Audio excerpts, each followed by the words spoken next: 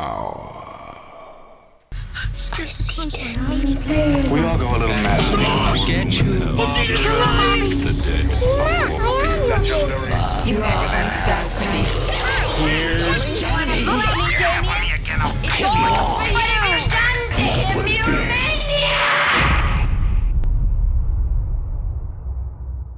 All right. Well, hello and welcome to the Horror Hour, place we discuss, we debate, we disagree on all things horror. But today, well, I'm your co-host Yutaka. I'm actually joined by writer and director of Swallowed, Carter Smith. How are you today? I'm good. How are you? Much better now that I've kind of processed your movie because it was great. But also like Took some processing. I mean, there's nothing better than a movie that kind of makes you cringe.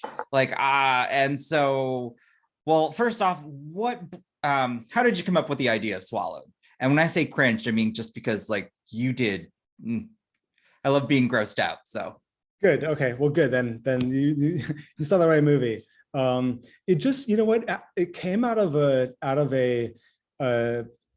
kind of frustration with developing stuff, with different producers or studios or, and just sort of always having things fall apart for one reason or the other. And I was like, I want to make a movie, and I want to make a movie, even if it's me and like 10 friends making a movie. Like I don't want to like hear, oh, it's not going to happen. So, it was really just me consciously deciding to write something that I knew that I could do pretty simply and pretty lean in terms of the production. I live part-time in Maine, and so I knew I had access to these locations. Like the cabin, the camp where some of the movie takes place is a camp that, like an off-the-grid camp that my dad and I built when I was, in junior high school, I think. So I knew that I had that. I drive a white Jeep, and so it was like Alice's Jeep was sorted. I was like, okay, I've got that. It was very much like, what do I have and what can I do with what I have? And that was the start of it. I mean, the story is like a whole other thing. The story is, it's related to my short film Bug Crush, in terms of like, being sort of an unrequited love story about, queer longing and kind of, the sort of struggles of growing up in a small town in Maine, because Bug Crush was also, the story wasn't actually set in Maine necessarily, but the film took place there and was shot there. So it was very much kind of in that same world. And I knew I liked the idea of telling a story in that world.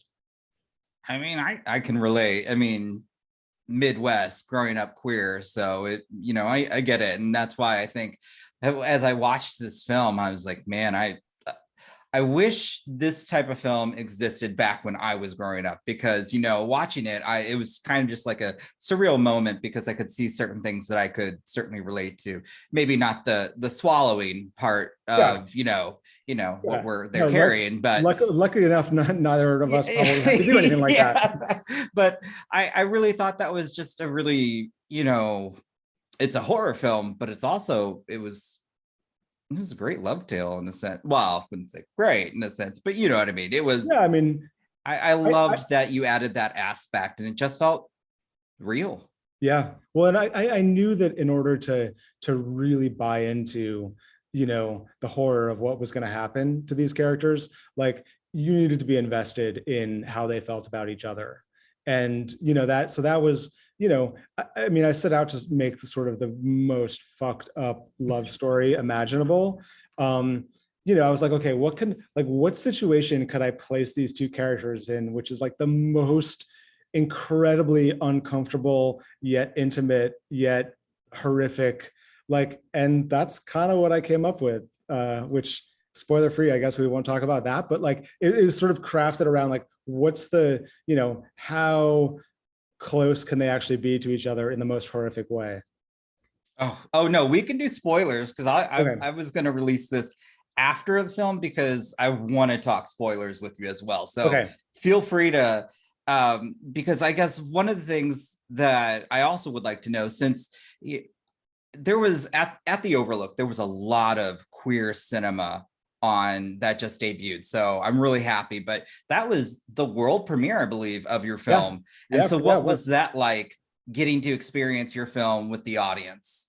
I mean, that's always the way that filmmakers want to experience their films, is like surrounded by people that are like squirming and gasping and laughing, and you know what I mean? Like that is why we do what we do. It's not about, you know, someone saying that they watched the screener on their laptop while they were answering emails, and you know, like that's awful. You know, so you know, and working on a film for, you know, we shot this in June of 2021. So, you know, it was pretty much almost a full year, you know, from shoot to, you know, Oh, wow. to the premiere. Yeah. Which is, you know, in a lot of cases that's considered fast, but, you know, for me, I was really just ready to see it with an audience. I mean, you can only watch it so many times with cast and crew and editor, and, you know, it was time for sure. And I mean, the audience reception, I loved seeing everybody squirm at the, I'm like, oh, and I think, you know, when I saw it, I wasn't looking at, I didn't see who that Mark Patton was in it. So kudos to having him, because he, as a villain, was spectacular. He was living his best life in that role, and I loved it. So tell me more about just getting him on board. Yeah, I mean, he's amazing. I mean, so, I mean, I think that, you know, I first kind of became aware of Mark Patton, like back, you know, Nightmare 2, I mean, when I was watching it on VHS. So, yes. It was probably one, you know, the first time that I had seen someone like me in a movie. You know, it was like you know, I really identified with him. And then when I saw the doc Scream Queen a couple, like 2 years ago or whatever, you know, I was even more fascinated by him. And so when I wrote the script, I had him in mind. Like it was very much a part that was written for him. And, you know, based more on what I saw in the documentary and like seeing what he was like, I was like, I bet he could do this really well. And he did. He really did. He just like, oh man, I couldn't even explain it. It was just so nice to see a femme queen as the villain. Yeah. And yeah. It just it was something I don't think we've seen done so well. And I loved it. I also enjoyed, you know, I'd also like to know, how was the process shooting? Because that cabin did not look like, how were you able to pull that off? Like, it wasn't easy. I mean, that cabin is about 6 miles down a dirt road in the middle of paper company land. So there's no, you know, there's no electricity, there's no plumbing, there's no bathrooms, there's no Wi-Fi or cell phone reception, or, you know, so we were 6 miles. I mean, it was 6 miles, but it took like a good 25 minutes on 4-wheel drive vehicles from the paved road. The paved road was 45 minutes from the nearest town. So we were, you know, really removed. And, you know, part of that was really kind of crazy. And like, I can't believe we're doing this, but it also made, you know, when we went to that cabin to shoot, we were there to work, and there was nothing else to do. I mean, we could, you know, you could go jump in the river and go for a quick swim, but like no one was checking their emails, no one was getting texts, no one was doing anything, you know, but there to shoot what we needed to shoot. So even though it was small and kind of remote, it was, everyone was pretty focused.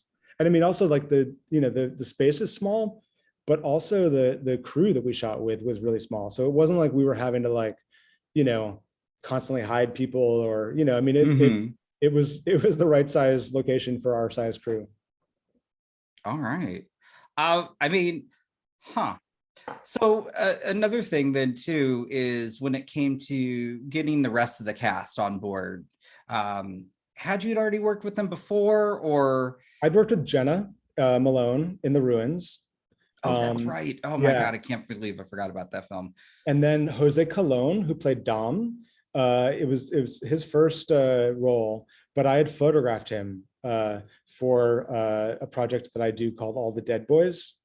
So I knew him as a, you know, I'd photographed him and kind of also ended up kind of writing the part for him because I kind of was fascinated by him. And oftentimes when I'm, you know, because I'm a photographer as well as a filmmaker, and oftentimes when I'm shooting these All the Dead Boys series, I'm sort of coming up with a character in my head for the person that I'm shooting. And so his character, you know, became Dom, and kind of, you know, from the beginning, you know, it was kind of always him.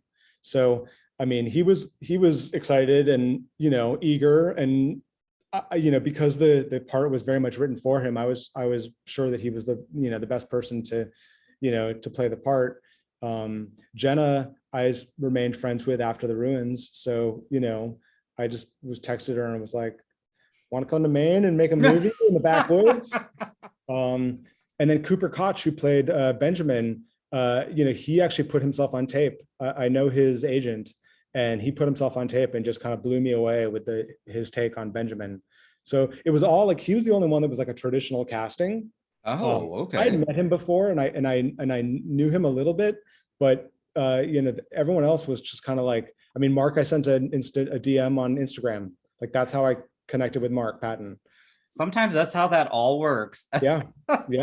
He didn't believe me at first that I was like legit, that I really was a filmmaker and really did have a script for him. I think that he like was a little bit wary, but he came around. I love it. I mean, actually, that's only in 2022 could you do that. Yeah. So, well, let's get into we'll get into spoilers now, and I'll mark that too. But okay. I want to talk about the whole process of the bugs, but also, oh man, I mean, I still, it gives me chills thinking about it. Just that process of getting them out. Yeah, there's no great way to say that, but it was so, even for a queer audience, I could see people just stirring in their seats watching that. Like, nobody wants to like have someone, no matter how much you care about them, like reach inside of them to retrieve things that are dangerous and, you know, fucking with you. Like, that's horrific, you know, and no matter how much you care about that person, like even if they are your best friend. I mean, so, you know, that was always kind of the centerpiece, you know, kind of sequence. And it goes on, and like it's not a one and done thing. It's, you know, it's definitely something that we talked a lot about, you know, how we were going to shoot it, how we were going to block it.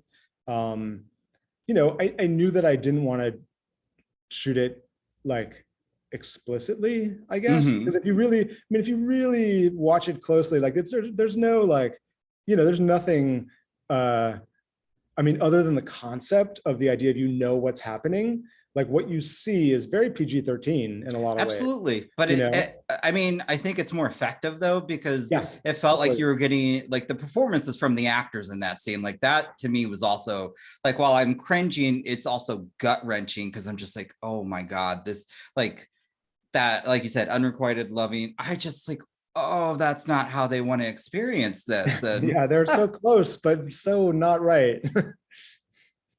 We shot that. We probably took, you know, a good. We shot that over the course of 3 days, I think, 3 or 4 days. Oh, wow. You know, and so like it wasn't like a quick, easy little thing, and we sort of had to keep track of, you know, where Dom was and his like fucked upness, and where Benjamin was in terms of his perseverance and his, you know, ability to do the task at hand. You know, but it was like I said, it was that cabin is one room, and so we were all in that room, and, you know, it was very intimate anyway, and it just became more intimate once the hand went under the blanket. It's so good. Like, it is just, it's a moment of horror. I mean, that's truly what that was. And then the bugs themselves, that was genius. Who created those? And I believe that was actually, there was some puppeteering with that. Yeah. So a couple of years ago at Overlook, I was at like their closing night party, and like I'm super shy and not so social, and so I was actually at the party. Went alone, didn't know anybody there. I'd gone to New Orleans alone, got up the courage to go to the party, and like went there, didn't know a soul. Spotted someone across the room, and I was like, he looks kind of nice. Like maybe I'll just talk to him. Like, and we ended up talking and talking all night long. And it was Dan Martin, who is a special effects artist, who was there with the girl on the third floor, which he did the effects for. Ooh, that's such a good film too. Yeah, and he's super talented, and we've stayed friends, and so again, I just sent him the script, and I was like, what do you just to kind of get his ideas about what and he immediately was like, oh, I could do this and I could do that, and we started sending pictures of bugs back and forth, and it all started with I watched these weird Japanese craft videos of people making worms out of those straws that are bendable. Mm-hmm. So there's this whole like you can make these little puppeteered worm things out of those straws. I'm gonna have to Google this later. Yeah, This like sounds fascinating. yeah. So like, and they're kind of cool. And so I sent him that. I was like, this is what I've been working on, and he was like, I can do better than that. So we sent a lot of pictures back and forth, and he fabricated everything at his studio in London, and then sent us. It was all practical. I mean, for the most part, other than it's maybe 10% digitally enhanced, but for the most part, they were practical and just puppeteered through a series of levers and pulls and things like that. They were, oh. Yeah, he set them over, and then we did like a big Zoom class to so he could teach us how to use them, how to work them. Oh, that's fascinating. Yeah. Very interesting. Now did this then, I've always been curious, did COVID impact this story or this filming? And if so, like what challenges, or how did you overcome those challenges? Well, we shot after the vaccine came out. So okay, we were all vaccinated, but also we were shooting in remote northern Maine, which is very like Trump land. So like there was nobody was wearing masks like in any of the town. Like there wasn't any there was no mask mandate. There was a sort of an open hostility to anybody that was wearing masks. Oy. Like in that very kind of small town way. And we were so far away, like we were in a bubble. We all stayed at a bear hunting camp.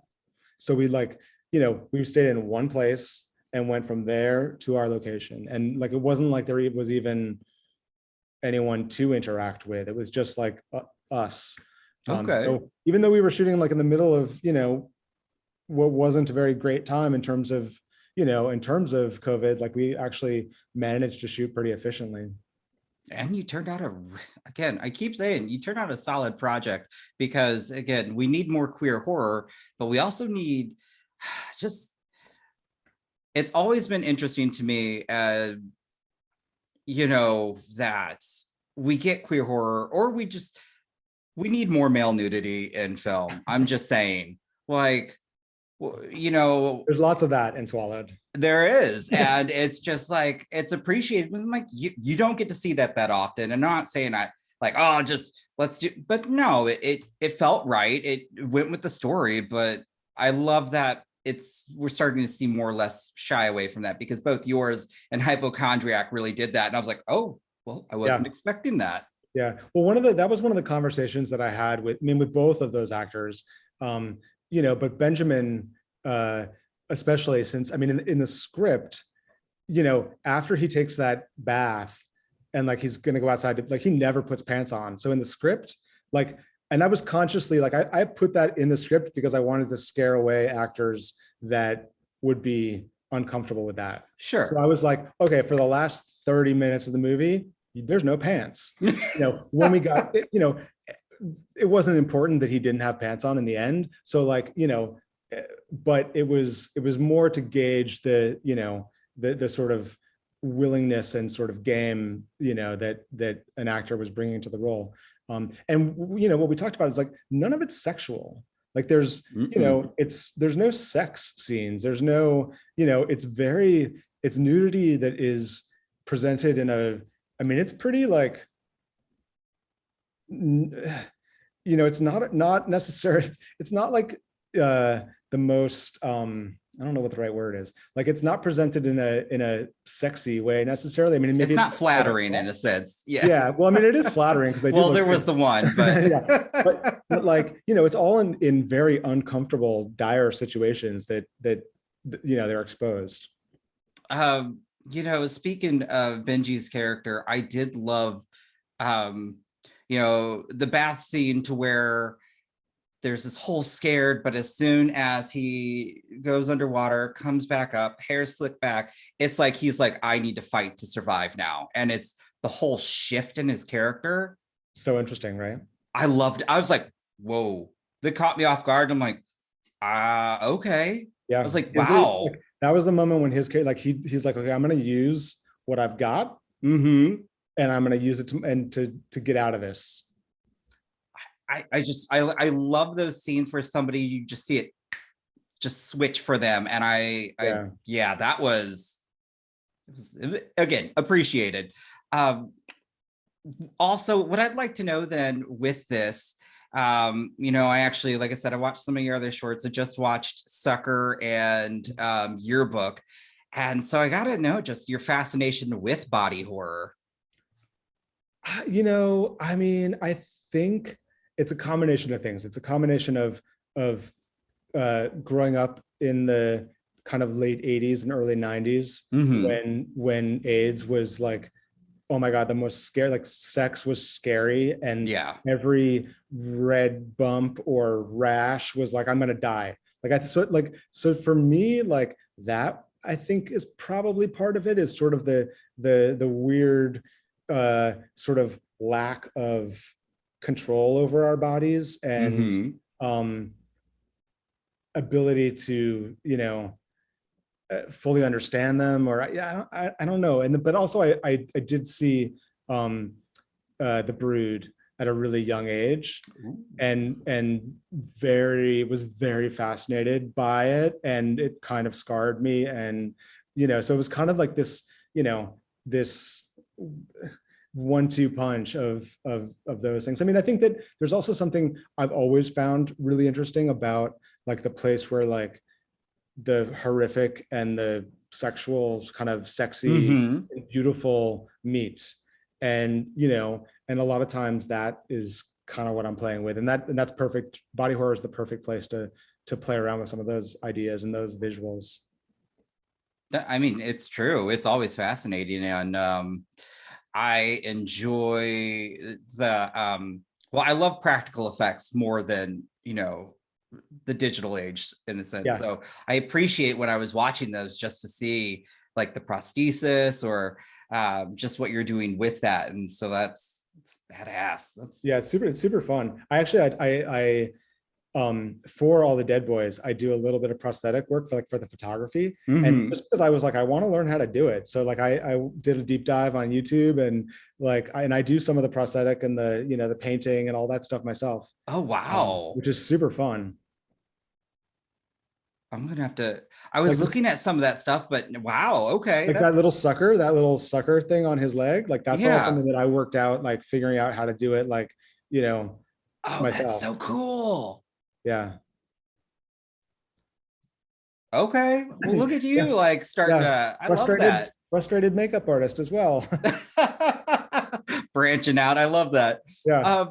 Well, I am curious then, what's next? Like, I'm really excited to see this go out to more audiences. I believe XYZ picked this up. Yeah, they're selling. Yeah, they're selling it. So I don't know when it's going to come out yet, but I'm like you, very excited to share it with a wider audience. I mean, we'll do a big festival run, simply for no other reason than just I want to see it in theaters with live audience. I mean, you were there, like the squirms and the gasps and the laughs are like, that is like amazing. I want to get as much of that as possible before it is relegated to like streaming and people watching it on their phones. Which is better than not watching it at all, sure, but like that theater experience is always what I'm chasing. and that's why somebody, I forgot who I was speaking with. They're like, "You've already seen this?" I go, "Yeah, I watched the screener." And they're like, "And you're going to see it again?" I go, "One, I want to support the filmmaker. Two, I want to support queer film. And three, it's a little bit different when you get to actually see it on the big screen." And this has been the first time since the pandemic that I've got to sit in like a full theater and experience everybody like reacting.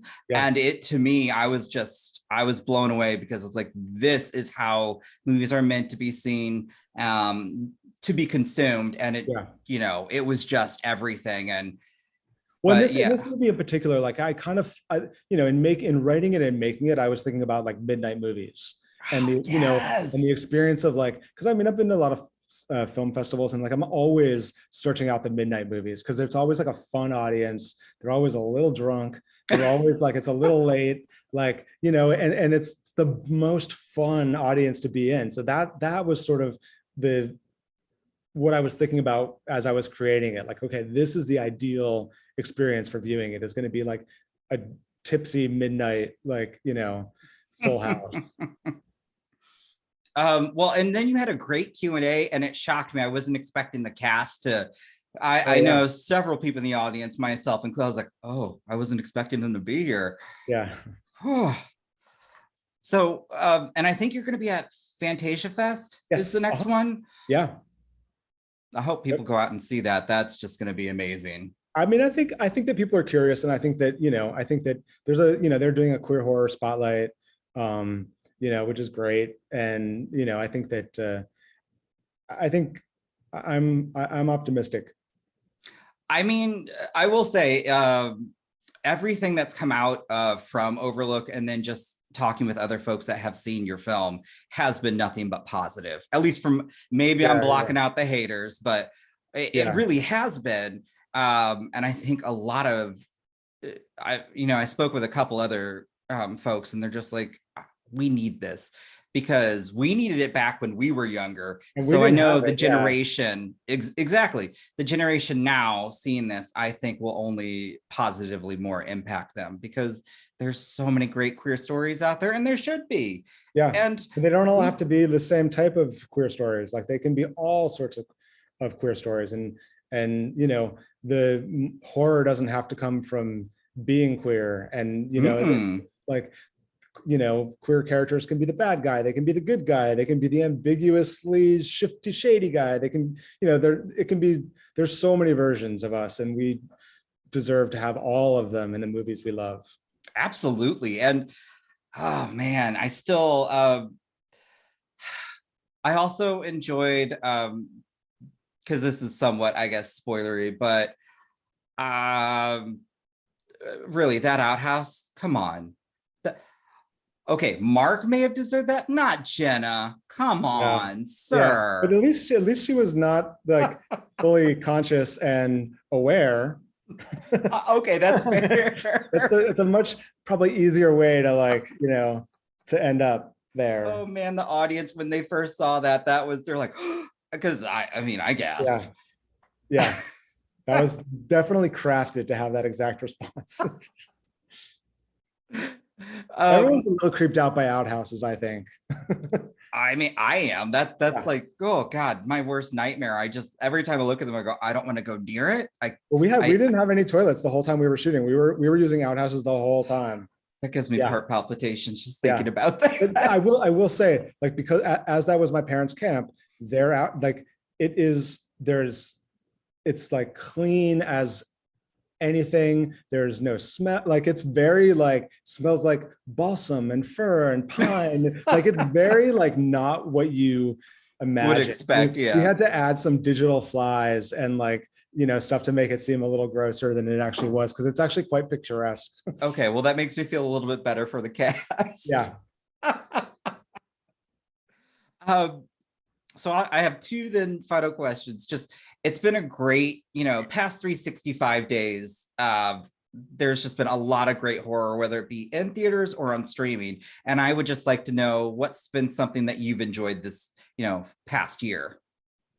I'm really super excited to follow what the Addams Family is doing, like the Hellbender and the Deeper We Dig. And I just discovered them this last year because I wasn't at festivals.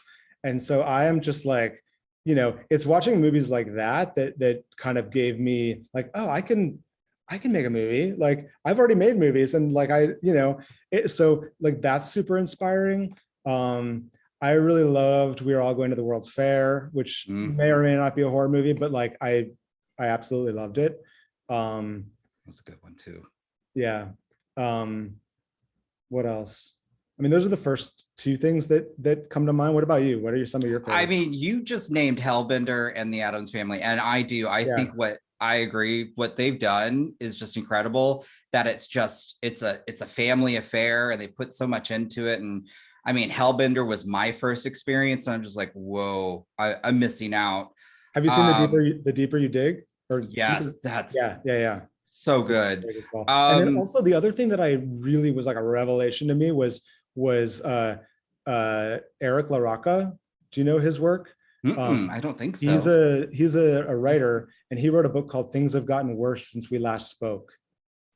And it is breathtakingly horrific and hideous and horrifying and intimate, and it's all the right things and all the wrong ways. Like it's really good.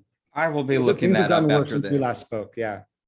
Oh my God, that sounds terrifying. I love it. I mean, I love horror. So, and I would also say, just because it was so divisive, but Malignant was one of the best, if not campiest. Super fun. It's just so much super fun. So like not my type of horror normally, but like once it kicked into gear, I was like, fuck yes. Yeah. I couldn't get over how much fun that was. Then I guess then what I'll finish up, again, do you have anything in the works that you can talk about? Yeah, because I'm curious as to what's next for you, because again, I really love Swallowed. I'd love to see more of the story. Yeah, well, there are definitely more films in the All the Dead Boys kind of world. I mean, because Swallowed is very much an All the Dead Boys film. And so there's definitely other stories that are in that world that I will, tell probably on a similar scale, like with the same kind of, lean, mean crew, like, micro budget, like kind of scrappy, like, I'll do stories like that. I'll continue to make. And now that I know that I can do it and I've done it once, it's like, okay, now I really know what I'm doing and I can do it even better the next time. But right now I'm in post-production on a movie that I just shot earlier this year for Blumhouse called The Passenger, starring Kyle Gallner and Johnny Birchtold, which is like a crazy, amazing coming of age hostage road trip thriller. Oh my God, I didn't realize that. Oh, that's funny. So one of our co-hosts adores both of those. And so as soon as that was announced, he was like, how are we gonna, well, and Blumhouse has been kind Johnny to us. And Kyle? Yeah. So we did an interview with Johnny. He's so cool. But nice, like, and oh my God, I can't wait to rub it in George's face. I'm like, Carter Smith like did that and you missed out. Yeah, it's really good. It's gonna be a good one. I'm so excited. I will probably bug you when press starts up and be like, we would love to talk with you again about that project. Yeah. Because and it's Blumhouse. But I'm excited to see that. I'm excited to also see more of, SWAT, like you said. I love the fact that because you had such a lean crew, though, you got to shoot the movie you wanted to shoot. 100%. And I love and respect that, because again, we need more of that. Who was I talking? I was talking to somebody, and you could give me the biggest budget film with the best actor and it still be shit because the characters are bland and the story is not good. Whereas, Swallowed, too many rounds of notes and meddling ideas and watering down. And I mean, I think with something like Swallowed, it's like people are either going to love it or it's not going to be for them. But it's 100% going to be for the people that do find it and love it, are going to be really fucking excited that they found it. I mean, you had me so invested with the characters Oh, good. of Benji and Dom, and that's why I was so pissed how it turned out. I was like, how dare he? Because it broke my heart, and that's There why were again moments of a happy ending. There was there were you know, some, yes. sort of, you know. But I think that's also, I think that's dedication to the actors who are doing the roles, but I think to your storytelling. And so I just want to say thank you so much for coming on here, talking about your film. It was honestly, it was a blast to see it on the big screen in New Orleans. That was my first film festival ever. And I know I'll be going back to the Overlook from now on, but I just have to say again, thank you so much. Oh, good. I'm so happy you were able to see it like live in person, and you know, and that, you know, you enjoyed it. So help get the word out and get people to, you know, to find it. Oh, I trust me, we will be. There's so much queer horror that came out that, you know, we sat down with Addison as well, and just trust me, yeah, we will be. Yeah, we've got to film our review, but I mean, I'll tell you right now, honestly, when we had the tarot cards or whatnot, I gave this a 5 out of 5. I loved it. It was great. And so, yeah, trust me, I want people to see this, because once it's more, you know, the more people that see it, the more success it gets. It just, it makes me happy, because we just need more of that. Yeah. And I think that the love story at the center of it is something that you don't have to be queer to get invested in. No, you don't. Because like love is kind of love, and like it's the way that they play it is just so beautiful. And so it's not like it's one of those queer movies that like straight people can't kind of. I don't, you know, I love that this is, you know, it's a queer horror film. Well, we put it this way, I don't think you have to be queer to enjoy this film. And that's why I think I enjoyed it more, is because it has a broader appeal.